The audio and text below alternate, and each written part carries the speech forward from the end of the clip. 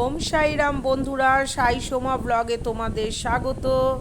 আজকের মেনু নিয়ে চলে আসলাম। আজকে জামাই ষষ্ঠী।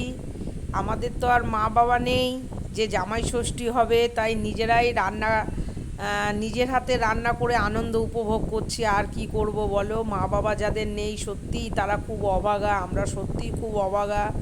আর কি বলবো, খুব মিস করি মা বাবা দুজনকেই। তো যাই হোক, তার মধ্যে কাজের বউ 4 দিন আসবে না, তাদেরও জামাই ষষ্ঠী আছে। কি আর করা যাবে, সব কিছুই মানিয়ে নিতে হবে বলো বন্ধুরা। তো এখানে নিয়ে নিলাম ভাত, গন্ধরাজ লেবু, তারপরে নিয়ে নিলাম শশা, আর এদিকে নিলাম হচ্ছে উচ্ছে আর কাঁকরোল ভাজা, আর তারপরে নিলাম হচ্ছে চাল কুমড়ো বড়ি দিয়ে আর নারকেল দিয়ে।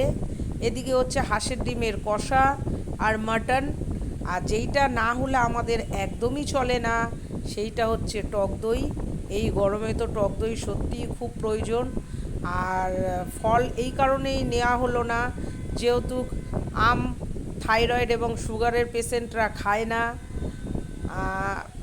আমার হাজব্যান্ড দুজনেরই থাইরয়েড সুগার আছে, যার জন্য আম নেওয়া হলো না। আর কাঁঠাল তো একদমই না। আর যেসব জামাইরা আজকে কাঁঠাল খাবে তারা বুঝতে পারবে কি গরম, কি গরম, বাপরে বাপ, বৃষ্টির তো নামই নেই। আর কি বলবো বন্ধুরা, তো এইটাই হচ্ছে আজকে আমার মেনু। যদি তোমাদের ভালো লাগে একটা লাইক কমেন্ট করে দিও, আর শেয়ার করতে ভুলো না। আজকের মতন এইটুকুনো, ভালো থেকো, টাটা।